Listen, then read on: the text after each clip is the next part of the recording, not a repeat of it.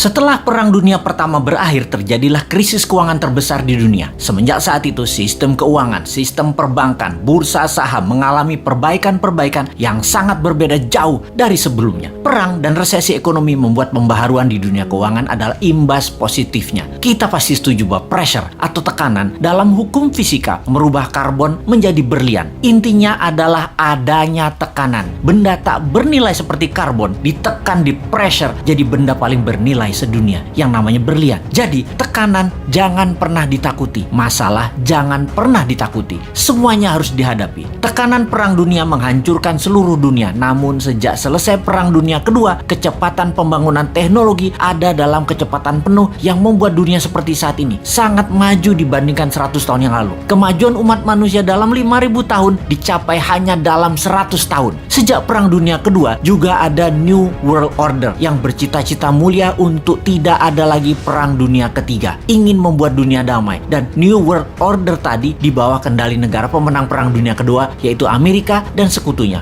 Lalu sejak tahun 2013 dunia punya penantang baru, penantang New World Order, namanya Tiongkok. Selama 300 tahunan Tiongkok menguasai perdagangan. Tiongkok kemudian dikerjain sama Eropa di awal abad 20, dihajar Jepang, sehingga dalam 200 terakhir penjajahan Eropa membawa kemunduran bagi Tiongkok. Deng Xiaoping kemudian punya ambisi besar, yaitu rebut kembali perdagangan dunia di bawah kendali Tiongkok. Dan kemudian faktanya adalah dalam 40 tahun, sejak tahun 1989 hingga saat ini, Tiongkok membuktikan telah menjadi negara perdagangan nomor 1 di dunia lagi. Menjadi negara kedua terkaya di bawah Amerika. Dan di tahun 2013, Tiongkok mulai ekspansi ekonominya. Strategi mencaplok ekonomi itu namanya BRI atau Belt Road Initiative, atau juga dikenal dengan nama lain, OBOR, One Belt One Road. Dunia diikat atau di belt menjadi satu, semuanya ke arah Beijing. Negara di bawah Tiongkok diperlakukan seperti provinsinya Tiongkok, sampai menggunakan yuan mata uangnya. Banyak negara Afrika, Asia, Amerika Latin yang mulai dikendalikannya. Memang ekonominya negara tersebut terlihat maju, tetapi hanya fisiknya saja yang maju, yaitu gedung, jalanan, namun kedaulatannya terambil, terutama uangnya. Sungguh, darahnya ekonomi adalah uang, dan uangnya itu harus pakai yuan. Di tahun 2016, seorang Sontoloyo yang namanya Trump menang presiden di Amerika, dan selama 4 tahun terjadilah perang dagang yang dimenangkan Amerika secara telak. Tiongkok tidak tinggal diam. Globalis cabal yang sejak lama bersama mereka memilih presiden lemah yang namanya Biden dan dimenangkan. Amerika mendadak menjadi mitra Tiongkok kembali saat ini. Pada saat PKC, Partai Komunis Tiongkok, beberapa minggu yang lalu ulang tahun ke-100, Xi Jinping dengan berani mengatakan akan memenggal kepala negara yang berani membuli Tiongkok, akan mengambil kembali Taiwan, Hong Kong, dan Macau. Bukan one country two system, tetapi one country Tiongkok only, dan menyiapkan 1000 silo tempat peluncuran roket berhulu ledak nuklir. Saat ini dunia dalam keadaan Perang Dunia Ketiga melawan virus akan menjadi perang militer Perang Dunia Ketiga sesungguhnya. Pernyataan sederhana dari pakar intelijen yang mengatakan, kalau Amerika tidak serang Tiongkok sekarang, mendiamkan Tiongkok sampai 10 tahun ke depan, Amerika tidak akan pernah menang perang dengan Tiongkok. Tiap tahun Tiongkok akan semakin kuat dan semakin kuat. Indonesia bagaimana? Pepatah gajah berkelahi dengan gajah, pelanduk mati di tengahnya. Jangan sampai terjadi. Amerika dan Tiongkok berperang, jangan sampai Indonesia jadi pelanduk mati di tengahnya. Kita harus segera berdaulat. Ambil kesempatan ini untuk berdaulat. Inilah masa yang tidak ada lagi yang terbaik dibandingkan masa ini. Pertama, Bappenas membuat perhitungan dengan rinci. Berapa cost accountingnya untuk Indonesia menjadi negara superpower di tahun 2045? Berapa biayanya? Buat 3 step.